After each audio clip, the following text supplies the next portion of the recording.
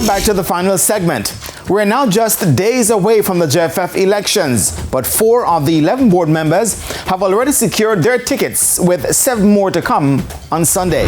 4 members of the Jamaica Football Federation's Board of Directors were decided ahead of the voting congress set for Sunday, January 14 at the Rosse's High School in Hanover. The 4 were decided at the regional elections held over the weekend. Patrick Malcolm of the St. Elizabeth FA kept his position on the board without facing an opponent in the Southern Confed. It was a similar situation for Sheridan Samuels in the West. The other 2 Confeds went to a vote, with St. Mary President James Pearson's time cut short in the East by former reggae boy Errol Stevens, who ran on the St. Ann ticket after being put forward by Mount Pleasant Academy. Mark Bennett, who like Pearson is a supporter of Raymond Anderson, who is challenging the JFF incumbent Michael Ricketts for the post of president, got home easy in the North after turning back the challenge of Roger Simmons of St. Catherine. Bennett received the 20 votes to Simmons's 6. One of the main things that came out of it is that the support came from all 3 parishes. And usually in elections of this nature, you find people tend to be parochial, but it shows that the clubs are united in what they want to see. They believe in the work that we have done within our own parish, and they believe that it can translate to the benefit of their association also, and for the region by extension.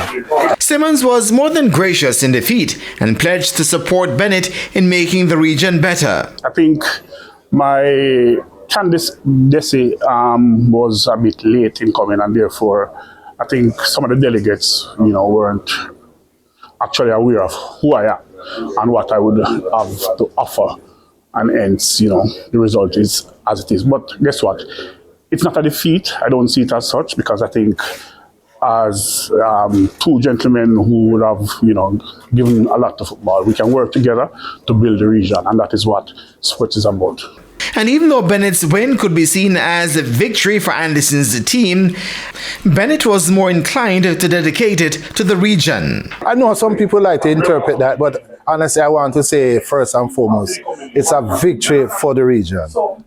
It's a victory for the region in terms of the region will be assured of whoever is inside that room, will be assured of a representative that will put forward their interests as opposed to the interests of the president or the interests of the clubs and the association.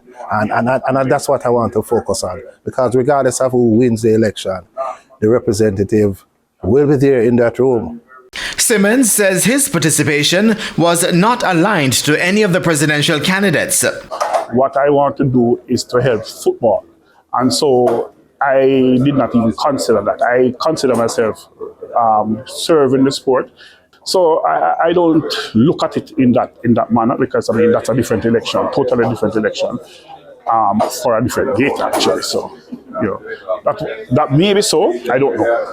But Bennett made no bones about where his loyalty lies and what needs to be done at the JFF level. Honestly, if the board remains with President Ricketts at the M, I do not anticipate any changes. I do not anticipate any changes. I've been accustomed to a board that rubber stamp everything, a board that does not question anything, a board that does not represent their parish association. I'll give you an example. FIFA gave JFF money for the region, for the parishes, $2.7 million. That money was diverted, and the representative there sat and did not object, and they have not asked for it. They have deprived the parishes that they represent. And no one said anything except Casafa, St. Thomas, and St. Anne's. And I don't expect, if President Ricketts, with due respect, is returned, that we see a change. As how it's set up now, the three regions will be represented by persons that were there before. President Ricketts' slate represent every single person on that slate. They were there before. I really don't anticipate any change. Football mirrors national politics. Sometimes we choose leaders based off long-time affiliation, loyalty, and family ties. That's part of the school that they attend. That's part of it. I'm speaking to parish delegates and everyone. Stop and think about the game. Look at who has run the game for the last 5 years, 30 years. How has the game developed? Has it improved? Look at their stewardship and give others an opportunity to step forward. It can't be about loyalty, blind loyalty. It can't be about which political party you support. It's about the game and your service, your record of service. Is it good enough to transform Jamaica football? That's what we need to do. It is for the clubs within all the regions to determine who their representatives are and demand accountability from them. And that's where unless those things start to happen within the country, I personally do not believe that the country's football will improve.